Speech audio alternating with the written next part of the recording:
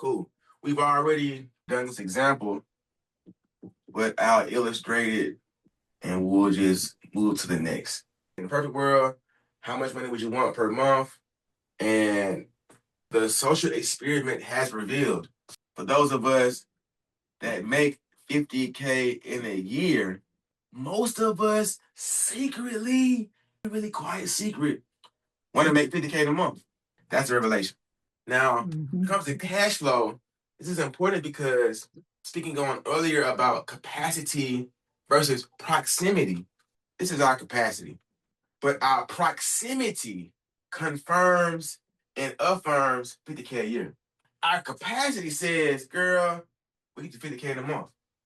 So unearthing these possibilities are one of the things that help us usher in more cash flow. Cool. And then the favorite number formula.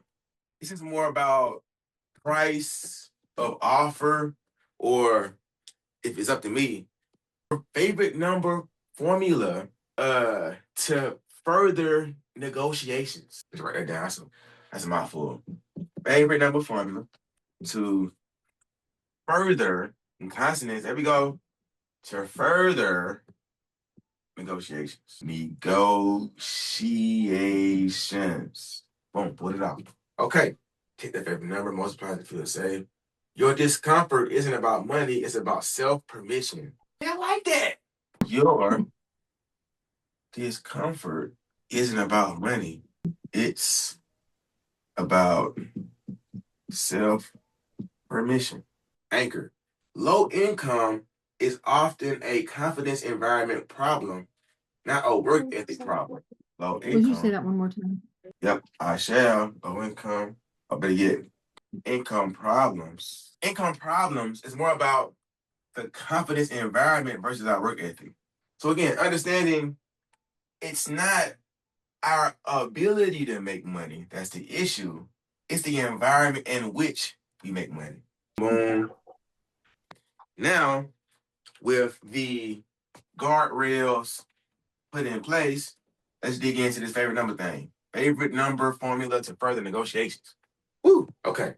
Take any single digit favorite number and we'll start with it. Mine is 9. With 9, off the bat, it comes to negotiations, boom. For the products and services that I sell, I start here.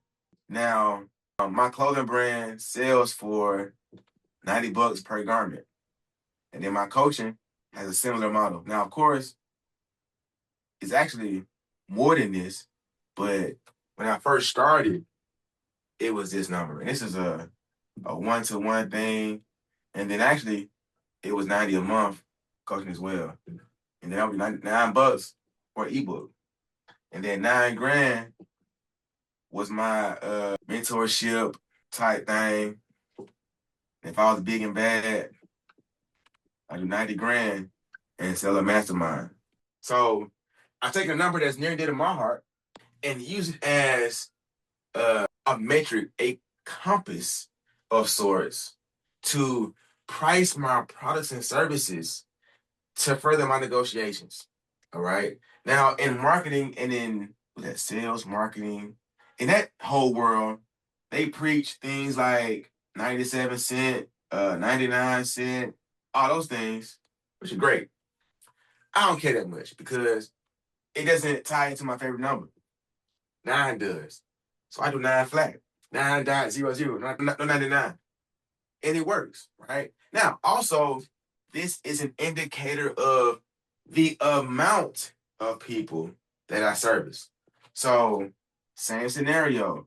As a business owner for my streetwear brand, if I have $90 garments, my first priority, my premium priority is to have 9 customers that buy once a month, spending $90, right? If 9 customers spend $90 a piece, that's 18. And 90 customers spend $90 a month, 8 G's a month. That may be out, but that's the gist. And come to mentorship, right? It's just 9 people only. I want to get burnt out. Same for this, 9 people. Boom. Now, in my coaching business, I don't mind coaching 90 people. So the point of this is, as it relates to cash flow, a lot of times our hurdle is how. We'll say, I'm capable, I can do the things, I have the utterance, I have the skill set, I'm of the mind to complete this task, but I'm curious as to how it will happen. The favorite number formula gives us the how, which means the real focus is on the when. When will 9 people lock in and sign up? That's a better metric to obsess over, to lose sleep over, versus the how.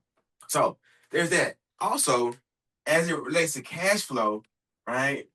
Now I've expressed this in other coaching that I've done, but okay, cool.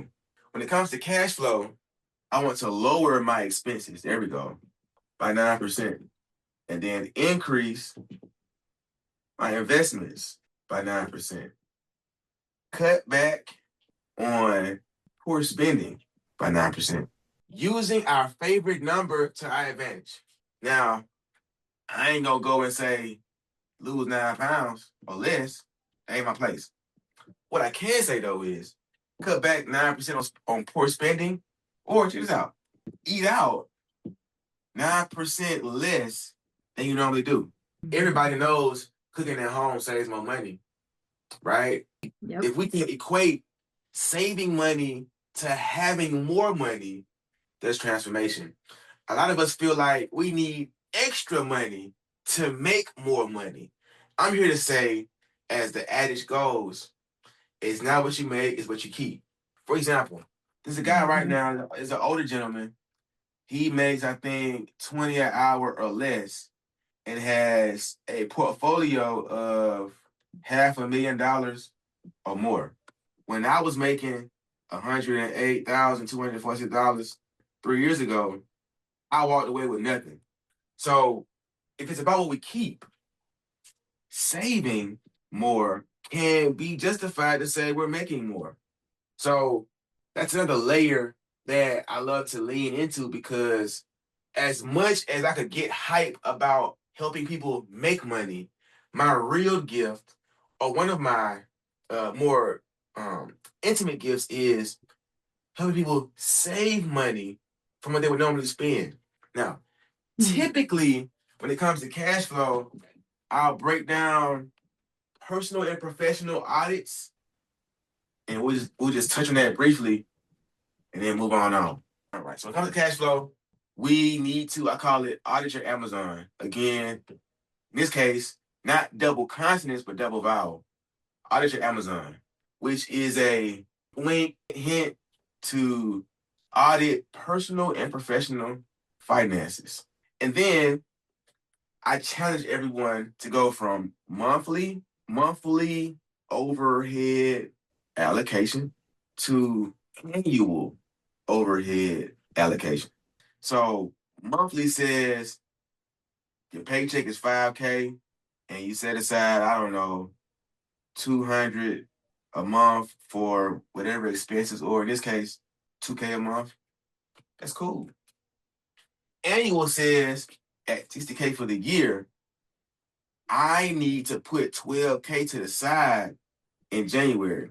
There's something that happens when I'm very hungry and I have a big plate of food, and I instantly take half of it and tuck it for later. And I fall in love with this other half. I eat everything on this side. Eat everything. In my father's circumstance, bone gristle, you know what I'm saying? In my grandmother's case, the skin and everything. Now, I say this because what I know to be true is, if as humans, right, we set aside that which is going to be spent anyway, a lot sooner we'll see an increase of quality of life, because every dollar made after that is cash flow positive, but also the possibilities of more revenue increase. As humans, right? Again, it's about income psychology. As humans, we have a flow that we operate from when we struggling. Oh, I want to make 5K. Half my money go on rent. Oh my goodness, or whatever. I need more money. I can't wait till income tax season come. Oh, these kids. Oh my god, and I'm hungry. My mama wants some money. My kids go on trips. Oh, woe is me. What do I do? Okay, whatever that means. On the other side of life, if I say, you know what, nah, as the responsible person in my life, need to allocate funds accordingly and find a way to bundle up all that overhead and set it aside or allocate it in January. Now, now instead of telling my kids I can't afford, it's like, look, all of our needs are met. I only have $1,000 this month. Whatever that can afford us is what we'll do. Anything it would not afford us, we won't do. As a parent versus y'all stressing me out. I can't do it. Leave me alone. I ain't got no money. Right? Or as a single person with no kids. Mentally, I'm telling myself, y'all, everything after this is cash flow. I'm actually going to invest more because my needs are met versus having this day-to-day ickiness of needing money to get overhead taken care of. What am I saying? My life insurance is $140 a month. Now, because I'm using my paycheck and my coaching fees to satisfy overhead, this money is in the way. So I've now ushered into quarterly payments for my insurance to free up this money I was already getting per month. And then this time next year, I'll only be paying $1,600-ish and some change one-time investment for the year. Because I understand I'm still gonna make $140 a month and the $420 a month plus more money.